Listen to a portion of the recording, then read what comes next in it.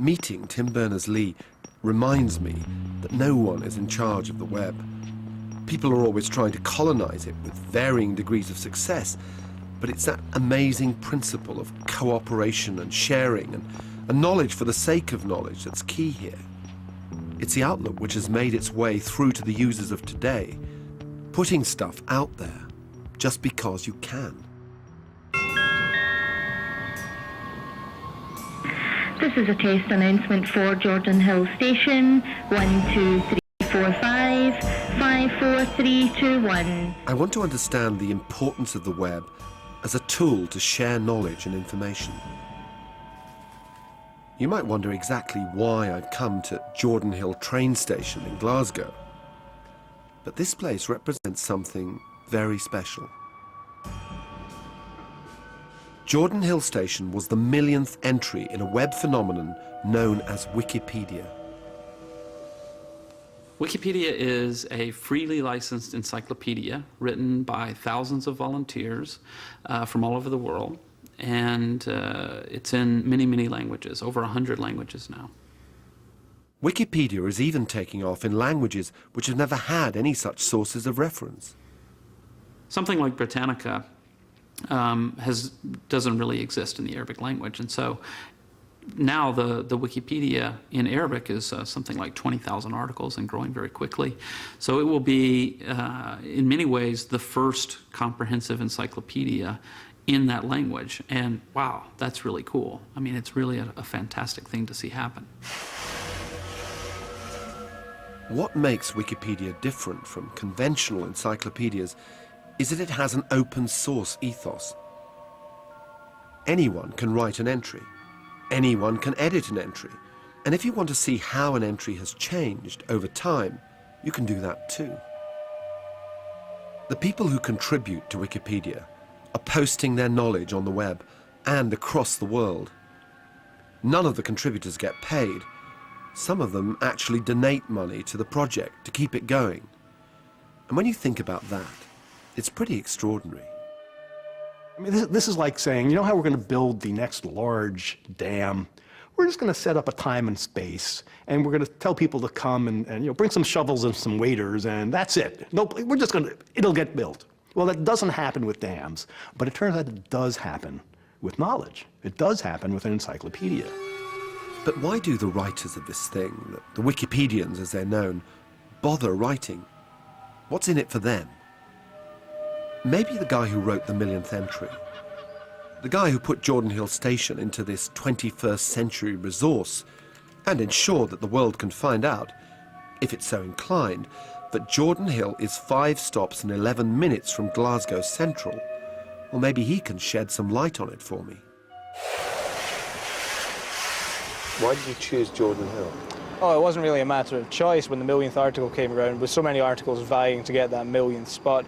I think I put together about 4 or 5 station articles that evening, and this just happened to be the one that came through at the exact moment.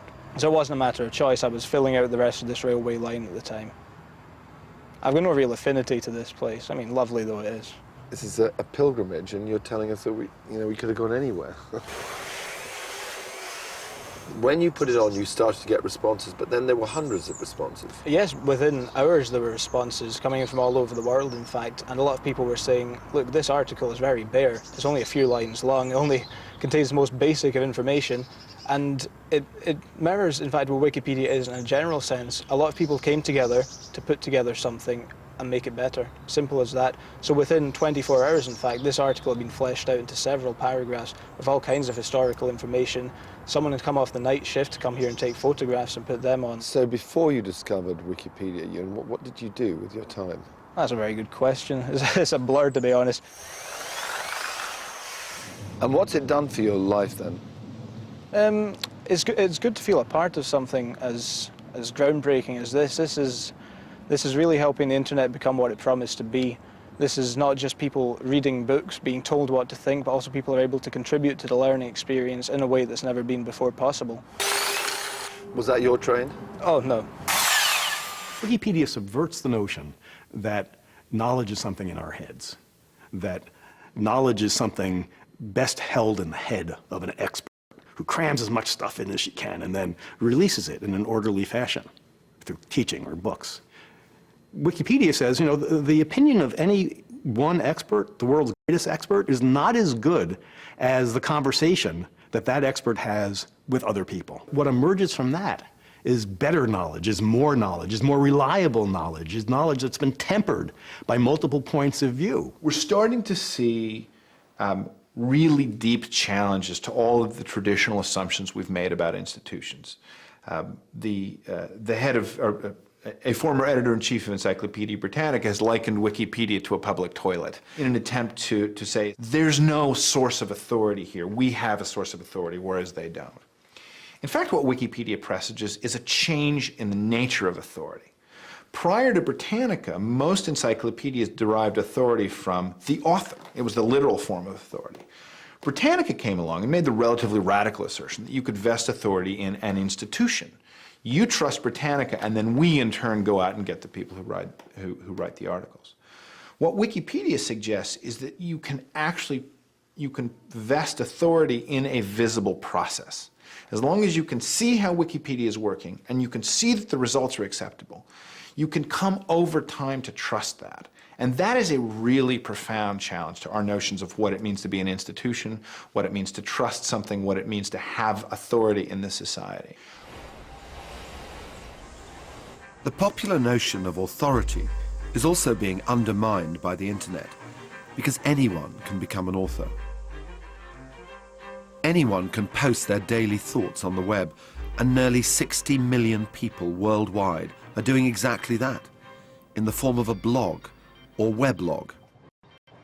Feels like I ought to have a go. Time to make a phone call. Toby? Hi, Alan. Yeah, time to blog. Yes, thank you. Blogs are basically websites that you can set up in a matter of minutes. The subject is up to you. What's my topic going to be? Well, I assume. Let's eliminate sex life. And space and animals. Space and animals, yeah, Let's stick to the let's show. blog about blogging then. Okay. Dickon Edwards blogs about life according to Dickon. There's no need to follow the cricket if you're not that way inclined. Similarly, there's no need to get married and have 2.4 children or 2.4 cats or iPods or Coldplay albums. Abby Lee's blog is one of the most popular in the UK. Wonder why? Saturday 1st of January. Quite frankly, I need a shack. Tom Reynolds lifts the lid on life in the ambulance service. 17-year-old male assaulted outside Tesco's. Brilliant. And Natalie Darbeloff's cartoon blog is a bit more political. Prime Minister, what do you think God's view is of the war in Iraq? My conscience is clear. It was in all the papers. Your conscience is in the papers? Don't twist my words.